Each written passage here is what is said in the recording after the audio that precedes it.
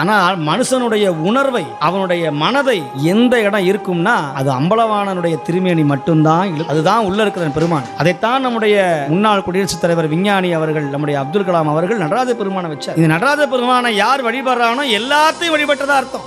உலகத்தில் இருக்கிற எல்லாத்தையும் வழிபட்டதா அர்த்தம். அம்பலவாணனுடைய திருமேனி சாதாரண திருமேனி அல்ல, அது நம்முடைய கருமேனியை தீர்க்க வந்த திருமேனி. இப்ப சுவாமி ஆவணி மாசம் வந்தது. சென்ற புதன்கிழமை வியாழக்கிழமை தான் ஆவணி மூலம். பிட்டுக்கு மண் சுமந்து பிறம்படிப்பட்டான் ஈசன். இப்ப மணிவாசகர் கேட்கிறார், சுவாமி நான் ஊருக்கு புறப்படணும், ராஜா ஓலை விட்டுட்டான், எப்ப குதிரை கிடைக்கும்னு கேட்கிறான், அதனால நான் மதுரைக்கு போகணும்னார். இப்ப சுவாமி எழுதுறார் ஒரு ஓலையை எடுத்து, ஆவணி மூலம் அன்று உச்சி வேளை பொழுது லட்சம் குதிரையை யான் வருவிப்பன் என்று இப்படிக்கு குதிரை சேவகன் அப்படின்னு எழுதுறார்.